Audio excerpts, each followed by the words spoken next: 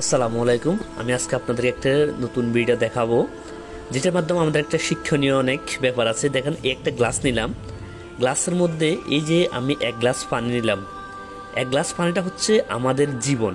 আমাদের জীবন যখন শুরু হয় তখন কিন্তু অনেক বেশি সুন্দর হয় একদম। কিন্তু এই যে ফলটা আমাদের জীবন চলতে গিয়ে অনেক কিছু ময়লা আবর্জনা আমাদের জীবনের সাথে মিশে যায়।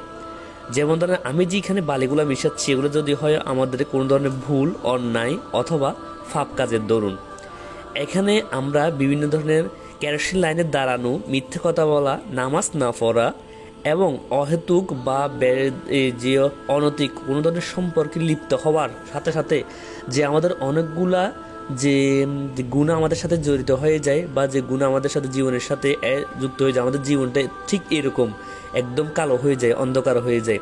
কিন্তু আমরা চাইলে আল্লাহ তাআলার হিদায়াতের মাধ্যমে এই ফানিটুকু আমি যদি মনে করি যে আল্লাহ তাআলার হেদায়েত যদি আমাদের মনে আস্তে আস্তে ধীরে ধীরে যদি আমরা পালন করি বা আল্লাহ তাআলার হেদায়েত যদি আমরা পাই এবং আমরা নামাজ কালাম যদি বা অন্যান্য সৎ পথে চলে এবং সৎভাবে উপার্জন করে যদি চলতে পারি, ঠিক এইভাবে আস্তে আস্তে আমাদের অন্ধকার জীবনটাও পুরোপুরি সুন্দর জীবনে পরিণত হতে পারে।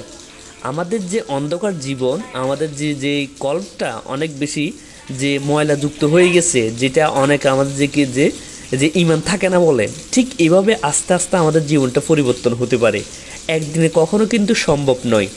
আমরা চাইলে এই পানিটুকু যদি আমাদের আমল ধরি, আল্লাহ তাআলা যদি আমাদেরকে আমল করার তৌফিক দেন, তাহলে এই যে আমলের মাধ্যমে আমাদের এই কল্প থেকে, আমাদের হৃদয় থেকে এভাবে আস্তে আস্তে যে বালিগুলা, যে ময়লা আবর্জনাগুলা কিন্তু আস্তে সরে যেতে পারে। আমরা যদি রমজান মাস উপলক্ষেও যদি নামাজ কালাম, কোরআন তিলাওয়াত এবং সৎ পথে থাকা, সৎ পথে চলা, প্রত্যেকের হক ঠিক মতো আদায় করা, এইভাবে যদি পারফেক্টলি করতে পারি, ঠিক এইভাবে দেখেন আমাদের জীবনটা ঠিক একদম এভাবে পুনরায় আবার সম্পূর্ণরূপে একদম ধবধবে সাদা হতে পারে, যা আমাদের কল্প একদম পরিষ্কার হতে পারে।